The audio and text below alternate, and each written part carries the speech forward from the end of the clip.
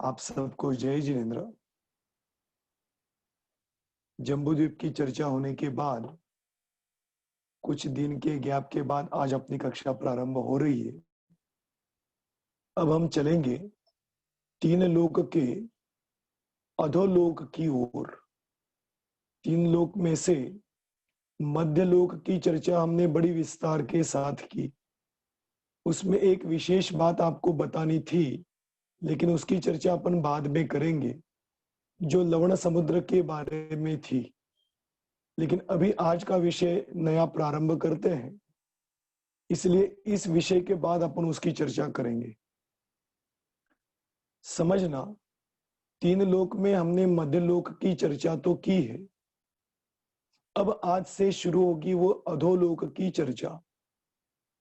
अधोलोक में तीन बातें गर्भित हो जाती है। पहली बात नरक, दूसरे भवनवासी देवों के भवन, और तीसरे व्यंतर देवों के भवन। यह तीनों अधोलोक में गर्भित हो जाते हैं, और इसके अलावा अन्य भी कई बातें अधोलोक में गर्भित हो जाती है, जो प्रसंगवश हम चर्चा करने वाले हैं। लेकिन आज मुख्यता से हमें शुरू करनी है वे अधोलोक के नरक और नरक के बिलों के बारे में, नरक की पृथ्वी के बारे में, और बिलों के आकार आदि के बारे में। इसलिए आज तो हम पूरी नरक सामान्य के ऊपर चर्चा करने वाले हैं। उसकी शुरुआत हम तीन लोक में और तीन लोक के बाजू में होने वाले वात वलयों से करेंगे। ठीक है, अब आपको विषय आज का समझ में आया होगा। अभी अपन चलते हैं वात वलयों की ओर।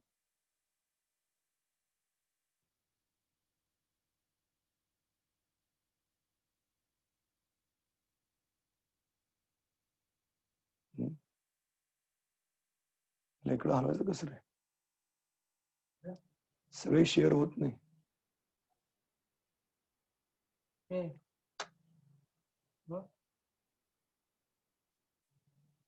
सगळे शेअर व्हायला पाहिजेत ना।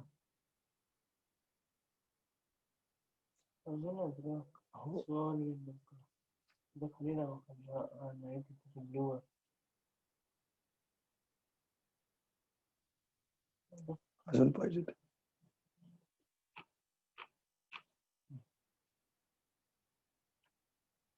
अजून पाहिजेत। बरं ठीक है, चलिए अपन पहले शुरू करते हैं।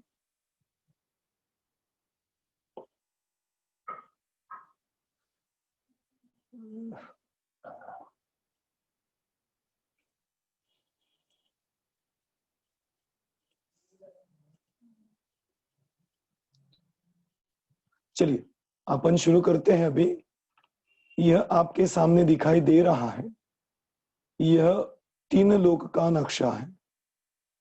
इस तीन लोक की चर्चा करते हुए हमने इस मध्य लोक की चर्चा की थी। अभी प्रारंभ करनी है अधोलोक की चर्चा। इसके बारे में तिलोय पन्नति में एक विशेष बात आई है, जो बता के अपन आगे बढ़ेंगे। इस तीन लोक के बीच में यह त्रस नाड़ी आपको दिखाई दे रही है। शुरुआत में हमने चर्चा की थी, वह सामान्य रूप से चर्चा की थी कि त्रस नाड़ी 14 राजू ऊंची है, क्योंकि तीन लोक के लिए अपन कहते हैं 14 राजू उतंग नभ लोक पुरुष संठान तामे जीव अनादिते भरमत है बिन ज्ञान। इस तीन लोक में अज्ञान के कारण, भ्रम के कारण निरंतर जीव भ्रमण कर रहा है। इसके बीच में त्रस नाड़ी है, जिस त्रस नाड़ी में त्रस जीव पाए जाते हैं। त्रस जीव के अलावा एकेंद्रीय जीव भी पाए जाते हैं, लेकिन इस त्रस नाड़ी के बाहर कोई त्रस जीव नहीं पाया जाता। जितने भी त्रस जीव पाए जाते हैं, इस त्रस नाड़ी के अंदर पाए जाते हैं। हमने आज तक इस त्रस नाड़ी को 14 राजू उतंग मतलब ऊंची, यह हमने जाना था। आज हम बात करने जा रहे हैं इस 14 राजू ऊंची ऐसी त्रसनाड़ी में 14 की 14 राजू में त्रसजीव नहीं पाए जाते। क्या कह रहा हूं समझना। त्रसजीव तो त्रसनाड़ी में पाए जाते हैं, उसके बाहर नहीं पाए जाते। दूसरी बात, त्रसनाड़ी 14 राजू ऊंची है, लेकिन त्रसजीव 14 राजू ऊंची पूरी की पूरी त्रसनाड़ी में नहीं पाए जाते। तो कितने पाए जाते हैं उसका प्रमाण अभी हमें यहां पर देखना है। देखिए, इस त्रसनाड़ी में सबसे अंत में यह एक राजू प्रमाण है। इसको कहते हैं कलकल पृथ्वी या नित्य निगोद। जब नरक की चर्चा करेंगे तो इसकी चर्चा विस्तार से करेंगे।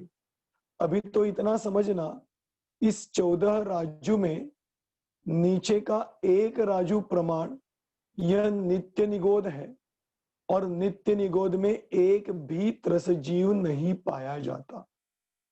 इसीलिए 14 राजू में से सर्वप्रथम एक राजू कट कर देना। तो कितने बचे?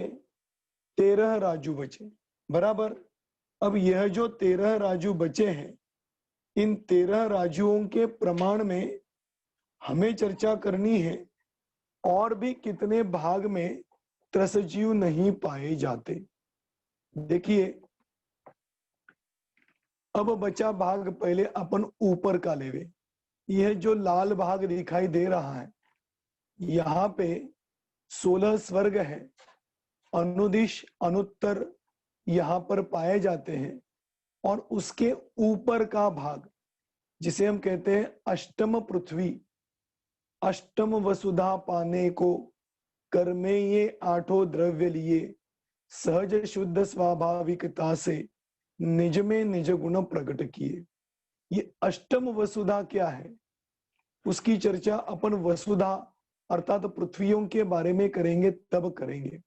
अभी तो इतना समझना, ये 8वीं जो पृथ्वी है उसके कुछ भाग में त्रसजीव नहीं पाए जाते।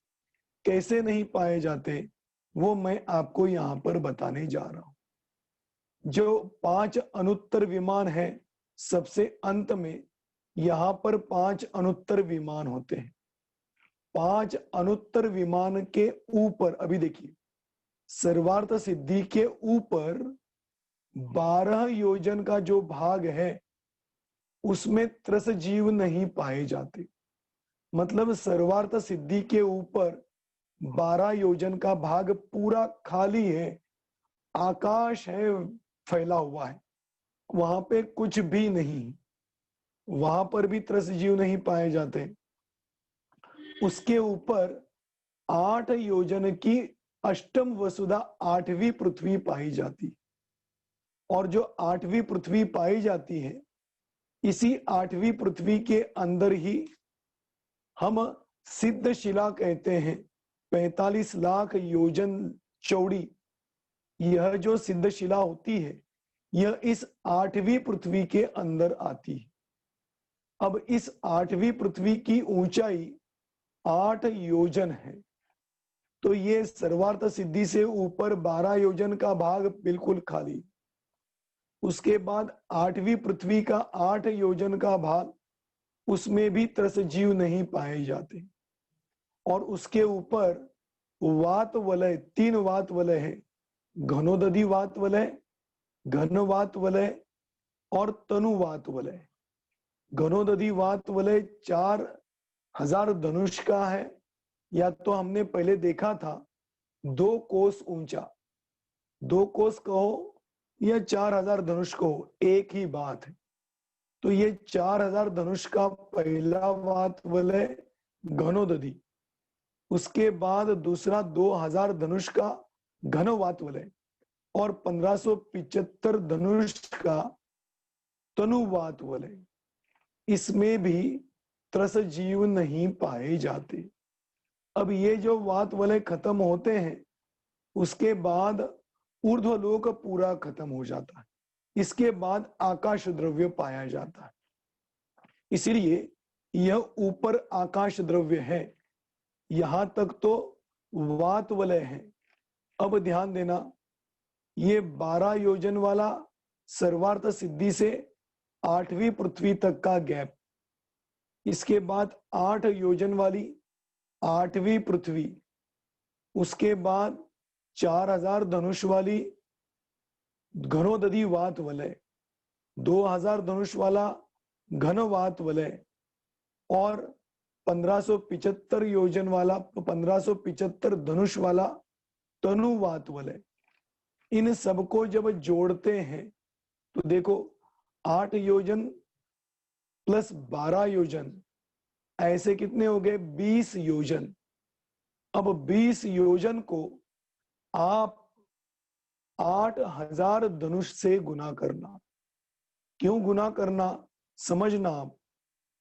एक योजन 8000 धनुष का होता है, तो 20 योजन गुना 8000 धनुष प्लस 4000 धनुष प्लस 2000 धनुष प्लस 1575 धनुष, यह तो हुआ ऊपर वाला हिस्सा। ठीक है, इन सबको आप जोड़ लेना। अब हम थोड़ा नीचे चलते हैं। ये तो 1 लाख योजन तो है ही, इस 1 लाख योजन के ऊपर 7वीं पृथ्वी या 7वां नरक है। 7वें नरक की ऊंचाई 8000 धनुष योजन है। 7वां नरक ऊंचाई में 8000 योजन है। इसके बीच में बिल्कुल बिल होते हैं। ये हम अभी क्रमशः समझेंगे, आप यहां पर ये समझ लेना मात्र। इसके ऊपर 8000 धनुष की 7वीं नरक है, 7वें नरक के बीच में बिल है, तो ऊपर के 4000 धनुष योजन, 4000 योजन छोड़ देना, क्योंकि बीच में है तो 8000 योजन का बीच का हिस्सा करेंगे तो ऊपर 4000 धनुष, 4000 योजन और नीचे 4000 योजन। तो ऊपर के 4000 योजन में त्रस जीव पाए जाते हैं। अब नीचे के 4000 धनुष योजन में से 2/3 भाग, 1/3 भाग ऊपर चला जाता है, 2/3 भाग नीचे आता है। तो वही यहां पर बताया कि 4000 धनुष में से, 4000 योजन में से यदि 2/3 भाग माइनस करे तो 1/3 भाग बच जाता है। तो अब बताता हूं, देखिए 4000 योजन माइनस 2/3 तो कितना हुआ? 3999 प्लस 1/3 योजन। इतने नरक के भाग में त्रस जीव नहीं पाए जाते। अब इसको यदि हम 8000 से गुना करेंगे तो 3,21,62,241 और 2/3 इतना धनुष निकलता है। अब देखिए मैं आपको यहां पर बताऊं, पहले तो एक राजू नित्य निगोत का हो गया, प्लस यदि आप 12 योजन ऊपर वाला जो हमने हिस्सा देखा था ना, ये वाला, ये 12 योजन गुना 8000 धनुष करेंगे तो 96,000 धनुष। ये धनुष क्यों करना है?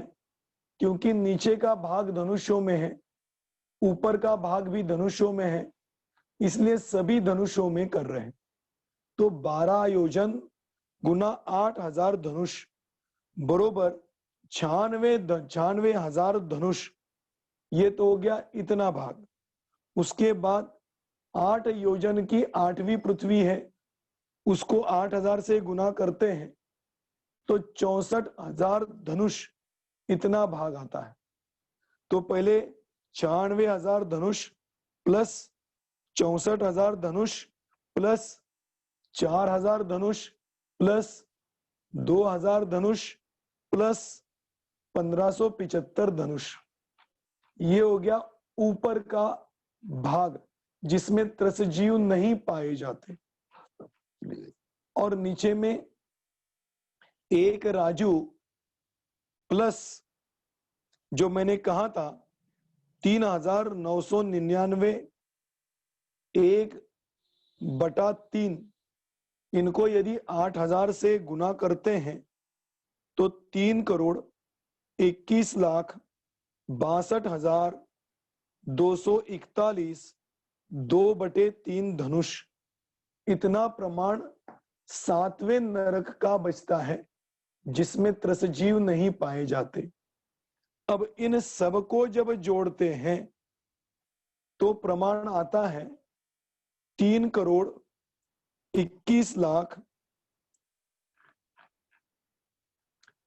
3,21,62,241 2/3 धनुष प्लस एक राजू, इतना 14 राजू में से माइनस करेंगे तो उतने भाग में ही त्रसनाड़ी में त्रसजीव पाए जाते। अब इसको सीधी सी भाषा में कहूं तो 13 राजू कुछ कम में ये सब धनुष आ जाएंगे। 3,21,62,241 2/3 धनुष, ये सिर्फ कुछ कम इतने ही प्रमाण में आ जाते। तो इस त्रसनाड़ी में त्रसजीवों का प्रमाण कितने भाग में पाया जाता है? तो कहते हैं 13 राजू कुछ कम इतने भाग में मात्र त्रसजीव पाए जाते हैं। मतलब कहने की बात यह कि इस 3 लोक में से त्रसनाड़ी में भी पूरे त्रसजीव नहीं पाए जाते, तो त्रसनाड़ी में भी 13 राजू कुछ कम इतने भाग में त्रसजीव पाए जाते हैं। आया समझ में? ऐसे इस 3 लोक के बीच में होने वाली त्रसनाड़ी और त्रसनाड़ी में पाए जाने वाले त्रसजीवों का प्रमाण है। ऐसे यह त्रसजीव पाए जाते हैं। ठीक है, यह तो हुआ सामान्य बात, मतलब त्रसनाड़ी के बारे में विशेष बात, लेकिन बाकी अभी तो सामान्य बात हुई। अभी अपने को चर्चा करनी है, यह नरक के बारे में चर्चा करनी। अब ये त्रसनाड़ी का तो प्रमाण हमने देखा, अब शुरू करते हैं थोड़ी जानकारी। देखिए, ये आपके सामने दिखाई दे रहा है, यह 3 लोक है। वास्तव में 3 लोक किसे कहते हैं मैंने बहुत दिन पहले आपको दिखाया था। चारों ओर पूरा आकाश फैला हुआ है। यदि हम विश्व की संकल्पना का विचार करते हैं तो शुरुआत लोक से होती है, लोक अलोक इनसे होती है, और प्रारंभ होता है आकाश द्रव्य, क्योंकि अनंतानंत सब जगह आकाश फैला हुआ है। आकाश का कोई आकार नहीं, आकाश का कोई रंग नहीं, आकाश का कोई स्पर्श नहीं, ऐसा अनंत ऐसा आकाश सब जगह फैला हुआ है। इस अनंत आकाश में बीचों बीच जहां पर 6 द्रव्य पाए जाते हैं, उतने आकाश के भाग को लोकाकाश कहते हैं, और इस लोकाकाश की अपेक्षा बाहर के सब आकाश को अलोकाकाश कहते हैं। वास्तव में अलोकाकाश के बीच में लोकाकाश है ऐसी बात नहीं, आकाश तो अखंड है। इस अखंड आकाश में जहां पर 6 द्रव्य पाए जाते हैं, इनको लोकाकाश कहते हैं, और इनकी अपेक्षा बाकी के आकाश को अलोकाकाश कहते हैं। अब इस आकाश द्रव्य के जितने भाग में 6 द्रव्य पाए जाते हैं, इसको लोकाकाश कहते हैं, और उसका आकार यह आपको सामने दिखाई दे रहा है वैसा होता है। इसमें ऊपर का भाग ऊर्ध्वलोक कहा जाता है, नीचे का भाग अधोलोक कहा जाता है, बीच का भाग मध्यलोक कहा जाता है। ऊपर 7 राजू इतनी ऊंचाई वाला ऊर्ध्वलोक है, नीचे 7 राजू ऊंचाई वाला अधोलोक है, और यहां पर बीच में मध्यलोक है। अधोलोक की नीचे की चौड़ाई 7 राजू है, बीच की चौड़ाई 1 राजू है, और ऊर्ध्वलोक की नीचे की चौड़ाई भी 1 राजू है, ऊपर की चौड़ाई 1 राजू है। इसको त्रिलोक सार में कहा 1.5 मृदंग के आकार का यह लोकाकाश होता है। 1.5 मृदंग क्यों कहा? ये जो मृदंग होता है ना, मृदंग मतलब जो बजाते हैं, तो इस तरफ और इस तरफ छोटा होता है, बीच में बड़ा होता है, इसको कहते हैं मृदंग। और इसको यदि अपन आधा करें ना, तो अधोलोक का भाग इसके आधे भाग जैसा है। इसीलिए देखिए, इसको यदि मैं आधा करूं तो बिल्कुल अधोलोक, उल्टा अधोलोक आपको दिखाई देगा। ऐसे इस प्रकार से यह 1.5 मृदंग के आकार का यह लोक कहलाता है। इसमें ऊपर का लोक 7 राजू ऊंचा है,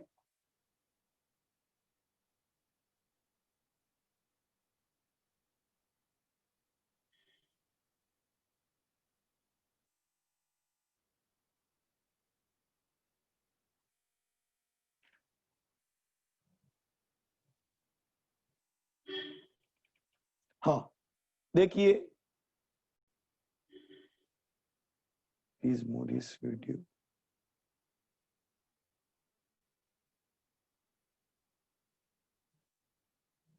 चलिए, ये कुछ मैसेज आ रहा है, समझ में नहीं आ रहा है, आप देखते जाइए। चलिए, ये 1.5 मृदंग के आकार का यह लोक कहलाता है।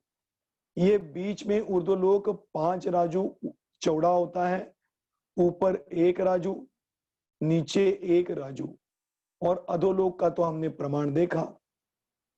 या इसको कहते हैं, यदि व्यक्ति पांव फैला के कमर पे हाथ रख के खड़ा हो जाए तो जो आकार बनता है, यह इस लोकाकाश का आकार बनता है। ठीक है, ऐसे लोकाकाश का आकार होता है। इसमें ऊर्ध्वलोक की चर्चा तो अपन बाद में करने वाले हैं, अभी हम चर्चा करते हैं अधोलोक की। ठीक है, ये देखिए, ये है अधोलोक। इसमें जब नरकों की चर्चा सामान्य रूप से करते हैं तो हम देखते हैं 7 नरक कहलाते हैं, और 7 नरक ये जो आपको दिखाई दे रहे हैं, ये इस प्रकार के 7 नरक हैं।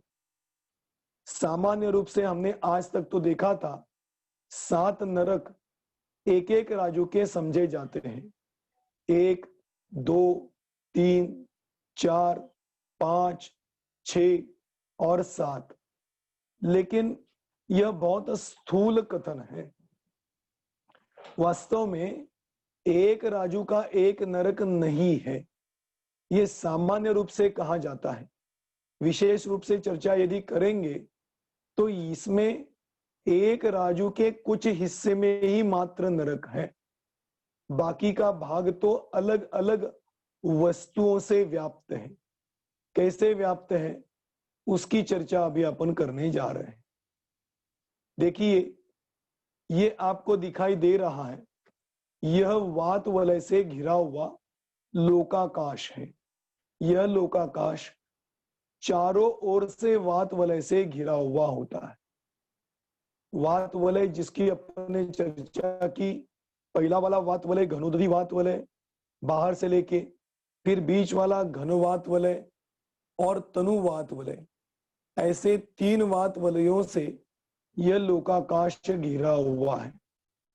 इसमें ये बीच वाला, अंदर वाला घनोदधी, ये घन, और ये तनुवात वलय, इन वात वलयों का प्रमाण भी आता है, यह ऊपर की तरफ और नीचे की बीच की तरफ छोटा होता जाता है, और इस तरफ मतलब जो हम ऊर्ध्वलोक का बीच का भाग कहते हैं, वहां पे बहुत चौड़ा होता है। इसकी चर्चा शायद अपन ने पहले की है। और ये नीचे की तरफ भी चौड़ा होता जाता है। इस प्रकार से यह वात वलयों से घिरा हुआ यह लोकाकाश होता है, और इस लोकाकाश के नीचे यह पृथ्वियां या नरक होते हैं। इस प्रकार से यह नरकों का सामान्य रूप से आकार और कथन देखने में आता है। अब अपन आगे चलते हैं।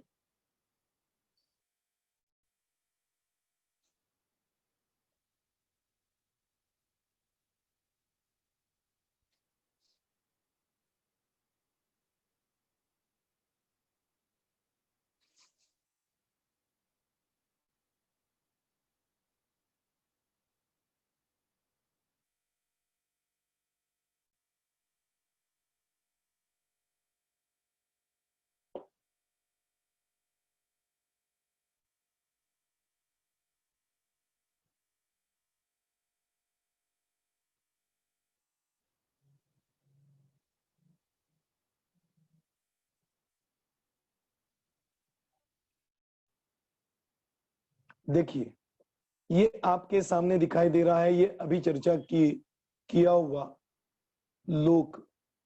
अब इसमें से हम अपन चर्चा करने जा रहे हैं अधोलोक की। ये मैंने आपको अभी कहा था, एक एक राजू प्रमाण हमने सामान्य रूप से पहले देखा, लेकिन इसके बीच में यह वात वलय होते हैं।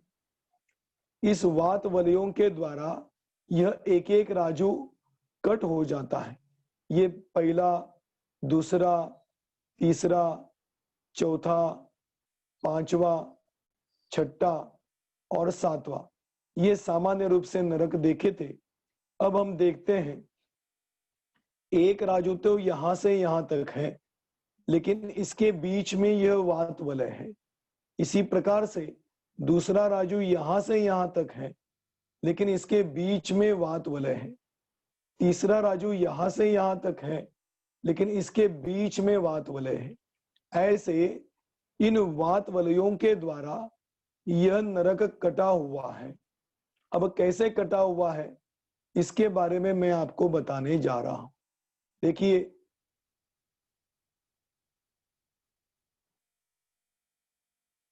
जो ये नरक है, वास्तव में पहला नरक तो यहां से यहां तक है, फिर वात वलय आता है, फिर आकाश का खाली हिस्सा आता है, फिर दूसरा नरक यहां से यहां पे है, फिर वात वलय है, फिर आकाश का हिस्सा है। तीसरा नरक यहां से यहां तक है, फिर वात वलय है, फिर आकाश का हिस्सा है। चौथा नरक यहां से यहां तक है, वात वलय है, और फिर आकाश का खाली हिस्सा। इस प्रकार से ये नरक यहां से यहां तक, वात वलय, आकाश का खाली हिस्सा, फिर सातवां नरक, यहां से छठा नरक यहां से यहां तक, वात वलय और आकाश का खाली हिस्सा, और सातवां नरक यहां से यहां तक है, वात वलय है, और नीचे नित्य निगोध है। ऐसे इन नरकों का प्रमाण तो बहुत छोटा है, लेकिन हम समझते हैं एक राजू वाला।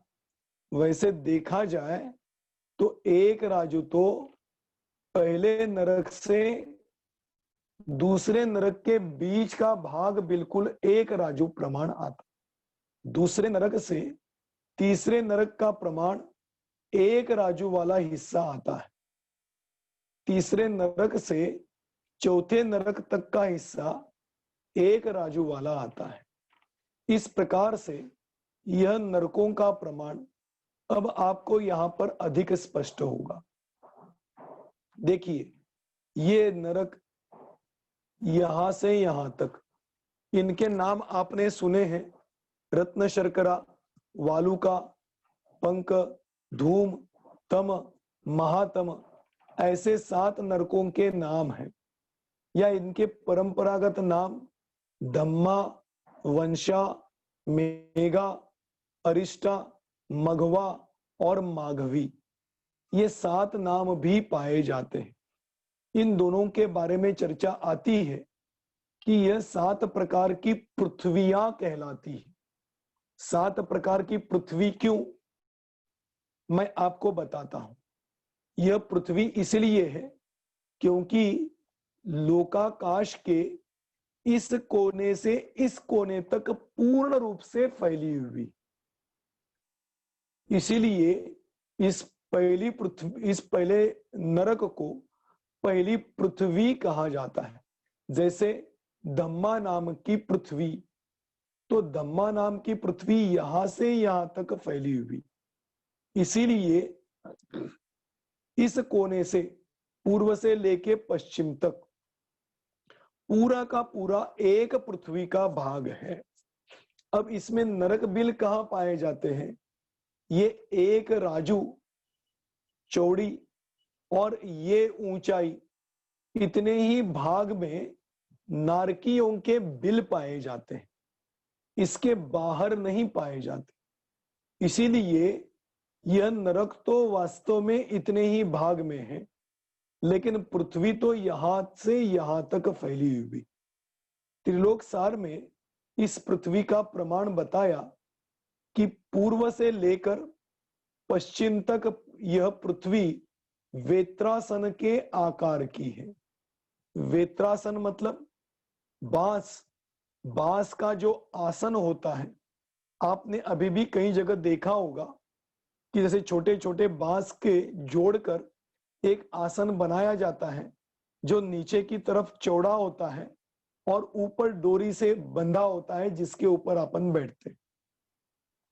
तो वेत्रासन मतलब बांस का आसन।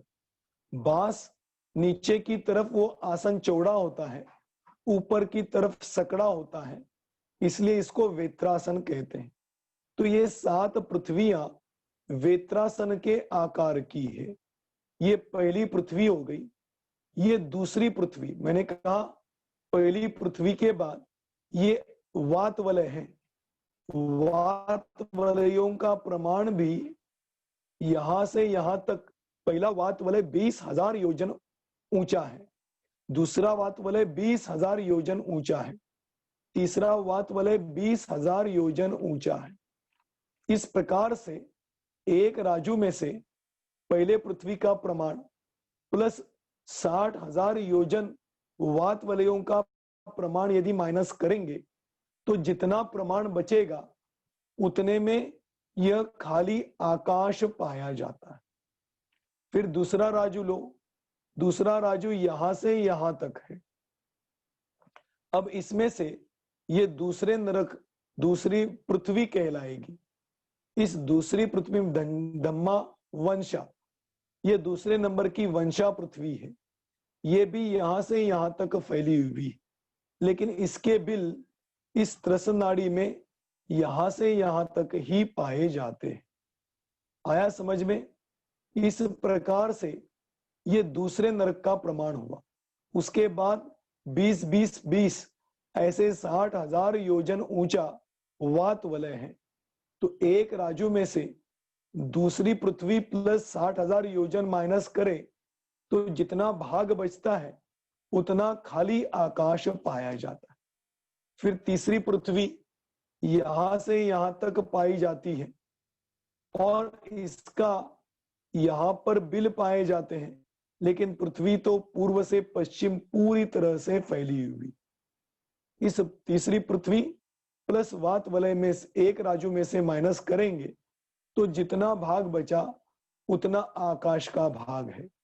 ऐसे ही आप सब पृथ्वियों के बारे में समझना, और जैसे नीचे नीचे जाएंगे वैसे वैसे आकाश का भाग बढ़ता जाएगा और नरक की पृथ्वियों का भाग कम होता जाएगा, क्योंकि नरक की पृथ्वियां पहली पृथ्वी सबसे ऊंची है और बाद की पृथ्वियां कम कम होती जाती है, और सबसे अंतिम पृथ्वी इतनी ही है, लेकिन वो पूर्व से पश्चिम तक फैली हुई है। इस प्रकार से इन सातों पृथ्वियों के बीच में जो त्रस नाड़ी है, इन त्रस नाड़ियों में मात्र बिल पाए जाते हैं, बाहर की तरफ बिल नहीं पाए जाते। लेकिन पृथ्वी तो पूर्व से लेकर पश्चिम तक स्पर्शित है। इसके बारे में तिलोय पन्नति में एक बात बताई है कि ये जो नरक की पृथ्वियां हैं, ये पृथ्वियां तीन तरफ से वात वलय को स्पर्शित करती है। कैसे? इस तरफ भी वात वलय को स्पर्शित करती है, इस तरफ भी वात वलय को स्पर्शित करती है, और नीचे की तरफ वात वलय को स्पर्शित करती है। बीच वाला तो खाली आकाश का भाग है, उसको स्पर्शित नहीं करती। ऐसे सातों पृथ्वियां तीनों तरफ से वात वलय को स्पर्शित करती है। आया समझ में? इस प्रकार से इन सात पृथ्वियों का सामान्य रूप से कथन इन अधोलोक के वर्णन में आता है। ऐसी यह सातों पृथ्वियों का आकार और प्रमाण पाया जाता है। अब इन पृथ्वियों को आप 3D में देखना चाहो तो वो इस प्रकार से दिखाई देती। ये तो वात वलय है, इस वात वलय को इस पहली पृथ्वी ने स्पर्शित किया, दूसरी पृथ्वी ने स्पर्शित किया, तीसरी ने, चौथी ने, पांचवी, छठी और ये सातवीं। ऐसे सातों पृथ्वियों ने इस वात वलय को स्पर्शित किया। और ये बीच में क्या दिखाई दे रहा है? ये है त्रस नाड़ी का भाग। ये त्रस नाड़ी इस प्रकार से इस नरक में पृथ्वियों के बीच में पाई जाती। मतलब चारों तरफ से यह पृथ्वी होती है और बीच में त्रस नाड़ी होती है, और इन त्रस नाड़ियों में बिल होते। ये कैसे होते हैं, ये हम 2 दिन के बाद देखने वाले। आज तो हम यहाँ पर सामान्य कथन देख रहे थे, और इस सामान्य कथन की अपेक्षा यह नरक का सामान्य कथन हुआ। अब कल इसकी विशेष चर्चा करते हुए एक एक नरक का विस्तार से वर्णन देखने वाले।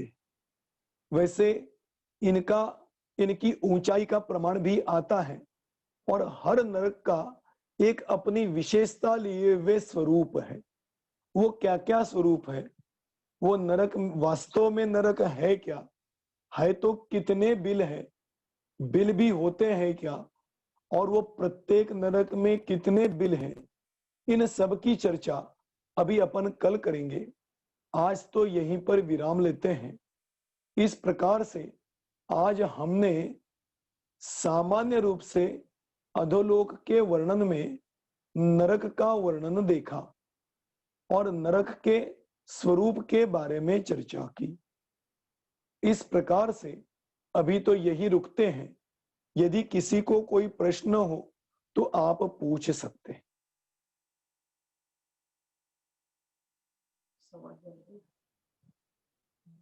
आज नहीं खुला था प्रोजेक्ट, 8:30 नहीं 8:15 पर्यंत है। हाँ, किसी को कोई प्रश्न है?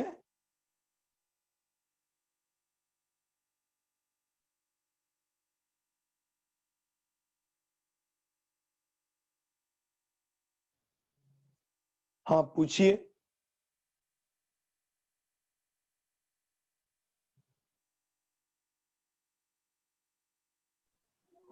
जय जिनेन्द्र पंडित जी।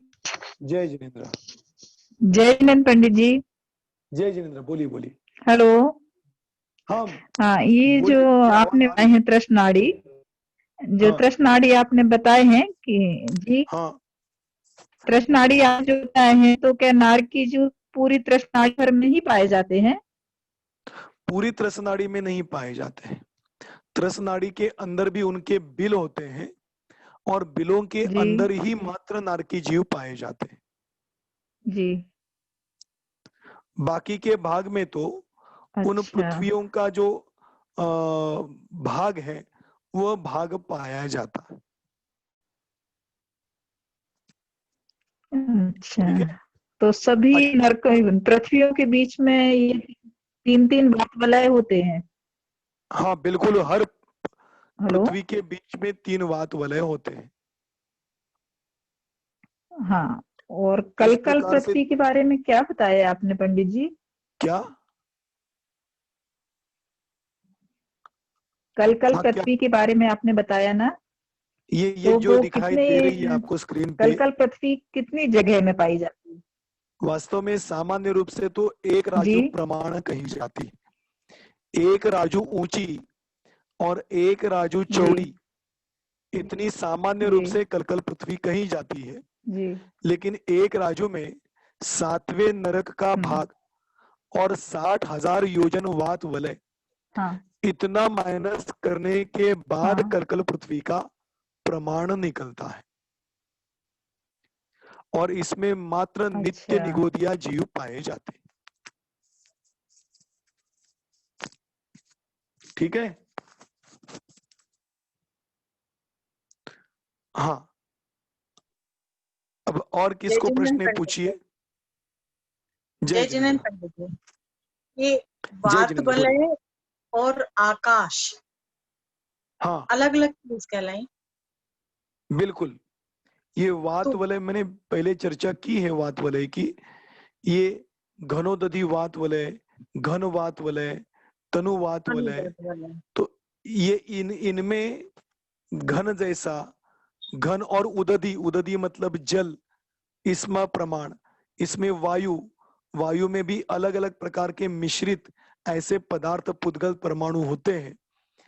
इनसे मिला हुआ ये वात वलय है। और आकाश में ये कुछ नहीं होता है। इसलिए आकाश और ये वात वलय, ये दोनों भिन्न भिन्न है। तो आकाश द्रव हो गया और ये वात वलय बिल्कुल उससे भिन्न है। उद्गल कहलाएगा। हाँ, वात वलय में पुद्गल द्रव्य भी है, हवा भी है। वात वलय कहला ना, वलय मतलब जो घिरा हुआ है उसको कहते हैं हाँ, वलय। घेरा हुआ तो ठीक और है। हाँ, और उसमें वायु और जल का अंश है, या वायु और परमाणुओं का अंश है। ऐसे ये वात वलय होते हैं। हाँ, मतलब वायु का एक जीव नहीं, वायु अकेले समझेंगे। वायु अकेले। ठीक है। हाँ ठीक। जय चलिए, जय जिनेन्द्र। और किसी को कोई प्रश्न हो तो पूछ लीजिए। जय जिनेन्द्र है सर। जय जिनेन्द्र। ये जो आपने जो पृथ्वियां हैं, जो नरक दिखाए हैं, हाँ हाँ इसमें पृथ्वी तो ऊपर मतलब थोड़ी मोटाई वाली है, बाकी नीचे वो आकाश है। हाँ हाँ। तो जो कलर आपने दिए, यानी जो धूम प्रभा, तम प्रभा, यानी तो वो जो नीचे आकाश है उसमें भी वैसी ही प्रभा है उस नहीं नहीं, सिर्फ नरक की जो पृथ्वी है, इन पृथ्वियों में ही वैसी प्रभा है। बाकी बाहर कहीं पर भी वैसी प्रभा नहीं। नहीं, वो अभी इसमें वो कलर पूरे पूरे में दिख रहे हैं ना, एक एक नहीं, राजू। ये सामान्य रूप से दिखाया था। ये देखिए, अभी जो स्क्रीन पे दिखाई दे रहा है, हाँ तो ये तो पूरी पृथ्वी, पहली पृथ्वी तो पूरी है। तो हाँ। यहाँ पर अभी वो रत्न प्रभा आदि मैंने इसलिए डिटेल्स नहीं कहा, क्योंकि कल उसकी चर्चा करने वाला हूं। लेकिन उसकी आभा मात्र इतने ही भाग में है। ये नीचे वाला जो आकाश है, इसमें उसकी आभा नहीं पाई जाएगी। फिर दूसरी पृथ्वी की आभा इसी में पाई जाएगी, फिर यहां पर नहीं पाई जाएगी। ठीक। वो तो पहले जो मैंने कहा, ये सामान्य रूप से ऐसा एक राजू वाला दिखाया जाता है। लेकिन वास्तव में उसका आकार यदि आप देखना चाहो तो ऐसा है। ठीक। पृथ्वियां तो ऐसी फैली हुई है, बाद में वात वलय, और बाद में यह आकाश। इसलिए इस आकाश में कोई आभा नहीं होती। ठीक। फिर दूसरी आभा दूसरे नरक पृथ्वी में होगी, और पृथ्वी में पूरी होगी, सिर्फ त्रसनाड़ी में नहीं होगी। पूरी पूर्व से लेके पश्चिम तक जितनी पृथ्वी है, सब में वैसी आभा होगी। ठीक।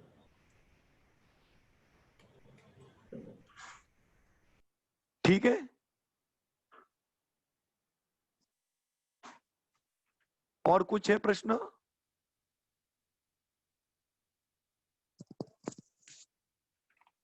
चलिए, तो इस प्रकार से आज हमने सामान्य रूप से नरक का वर्णन देखा। कल हम विस्तार से इसका वर्णन देखेंगे। आज यहीं पर रुकते हैं। जय बोलो महावीर भगवान की जय।